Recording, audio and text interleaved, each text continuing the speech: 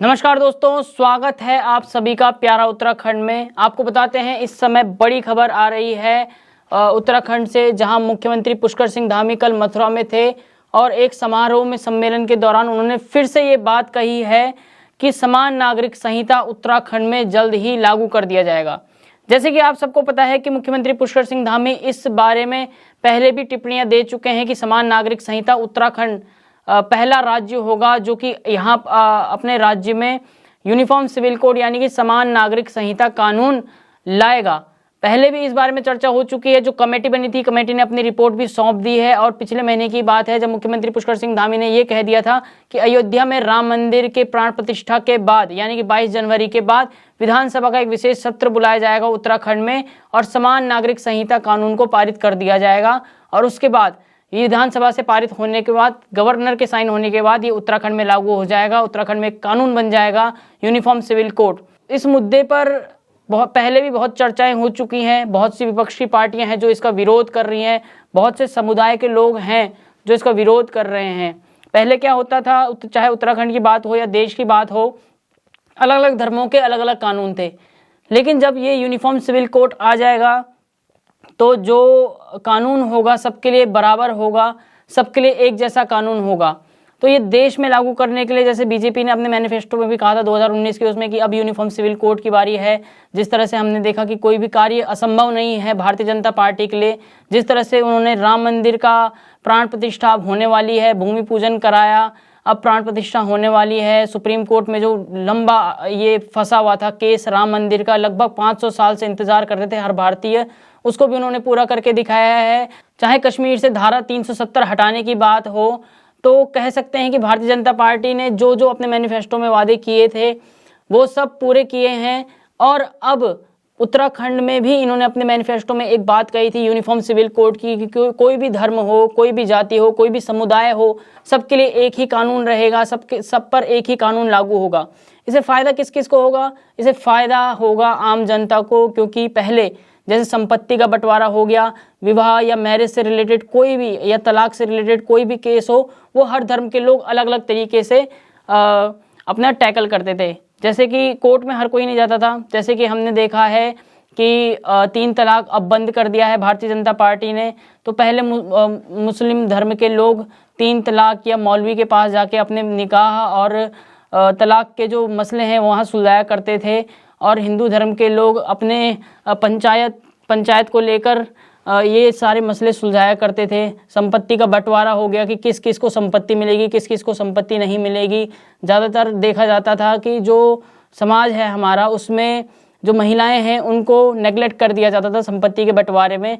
तो इस तरह से जब यूनिफॉर्म सिविल कोड आ जाएगा तो फ़ायदा आम जनता को ही पहुंचेगा, चाहे किसी भी धर्म का क्यों ना हो, चाहे किसी भी समुदाय का क्यों ना हो, चाहे किसी भी जाति विशेष का क्यों ना हो, सब पर एक ही नियम लगेगा। जो नियम हमारे संविधान में लिखा हुआ है या जो यूनिफॉर्म सिविल कोड में लिखा जाएगा, उसके आने के बाद सारे धर्मों पर एक ही जैसा नियम लगाया जाएगा। आपको बताते हैं कि उत्तराखंड के मुख्यमंत्री सीएम पुष्कर सिंह धामी मथुरा में साध्वी ऋतंभरा के संन्यास के 60 साल पूरे होने के उपलक्ष्य में वृंदावन में थे और वहाँ पर एक महोत्सव आयोजित किया गया, जिसमें उन्होंने कहा है कि जो विधेयक है, जो यूनिफॉर्म सिविल कोड का विधेयक है, कमेटी ने जो अपनी रिपोर्ट सौंपी है, उसको जल्द ही विधानसभा का एक स्पेशल सत्र बुलाकर उस सत्र में उसे पारित कर दिया जाएगा और जल्द ही उसे राज्यपाल के पास भेजकर जो औपचारिकता रह जाएगी, राज्यपाल के दस्तखत रह जाएंगे, वो होने के बाद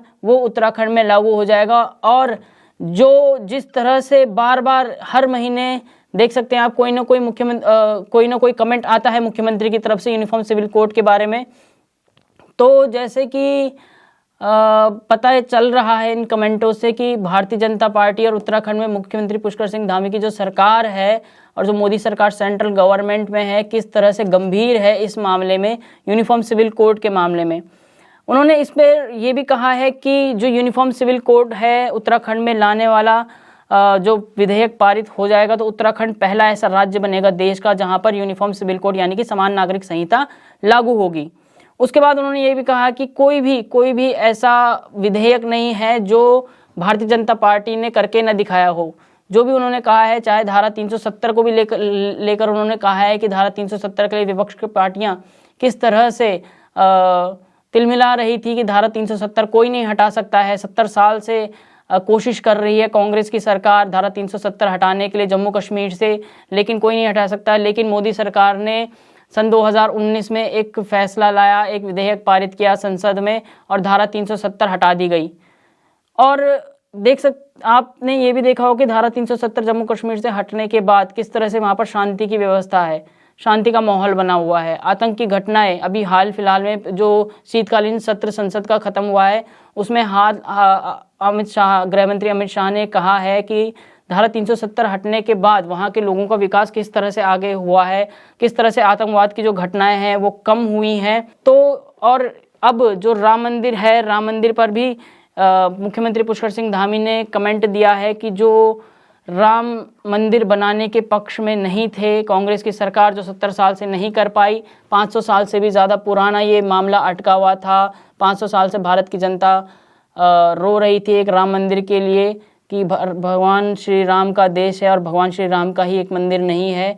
और भारतीय जनता पार्टी ने सुप्रीम कोर्ट में जो ये मामला फंसा हुआ था, जिस तरह से 1992 की घटना हुई थी आप सभी को पता है, और सुप्रीम कोर्ट में ये मामला फंसा हुआ था, तो उन्होंने इसका भूमि पूजन प्रधानमंत्री नरेंद्र मोदी ने किया और उसके रिकॉर्ड 3 साढ़े 3 साल में ही ये पूरा राम मंदिर बनकर खड़ा हो गया है। और अब 22 जनवरी का इंतजार सबको है। 22 जनवरी 2024 को जब रामलला की मूर्ति की प्राण प्रतिष्ठा की जाएगी और गर्भगृह में रामलला की जो मूर्ति है जो अभी टेंट में है उस मूर्ति को बड़े ही प्रेम भाव से उस गर्भगृह से निकालकर नए मंदिर में उसकी प्राण प्रतिष्ठा की जाएगी, वहाँ पर विराजमान की जाएगी। तो इस 22 जनवरी का इंतजार पूरे देश भर को ही है। तो केंद्र से सबक लेते हुए मुख्यमंत्री पुष्कर सिंह धामी ने उत्तराखंड में भी ये बात कही है। उन्होंने कहा है कि हमने भी प्रधानमंत्री मोदी से प्रेरणा लेकर अनेक कठिन कार्यों को देवभूमि उत्तराखंड में आगे बढ़ाने का संकल्प लिया है, ऐसा मुख्यमंत्री पुष्कर सिंह धामी ने कहा है। और समान नागरिक संहिता को लेकर उन्होंने कहा है कि समान नागरिक संहिता को लेकर गठित कमेटी ने अपना पूरा काम कर लिया है और जो रिपोर्ट है उन्होंने सरकार को भी सौंप दी है। उन्होंने ये भी कहा है कि बस कुछ समय बाद ही उनको ड्राफ्ट मिल जाएगा।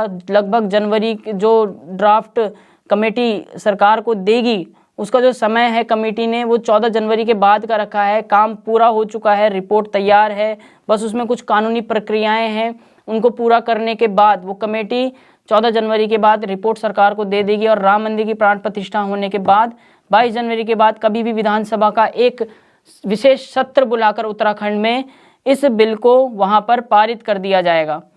कल जो समारोह आयोजित हुआ जिसमें मुख्यमंत्री पुष्कर सिंह धामी ने समान नागरिक संहिता के बारे में कहा, उसमें उन्होंने अपनी सरकार के कुछ बड़े मुद्दे भी गिनाए हैं कि किस तरह से उन्होंने जो धर्म विरोधी कानून बनाया है कि जो धर्म चेंज करते हैं, धर्मांतरण रोकने के लिए धर्म विरोधी जो कानून बनाया है उसकी भी उन्होंने तारीफ की है। लव जिहाद के बारे में भी उन्होंने कहा है कि उत्तराखंड में किस तरह से लव जिहाद को रोकने का काम भी किया जा रहा है। और लैंड जिहाद यानी कि भूमि जिहाद को भी उन्होंने टारगेट किया है।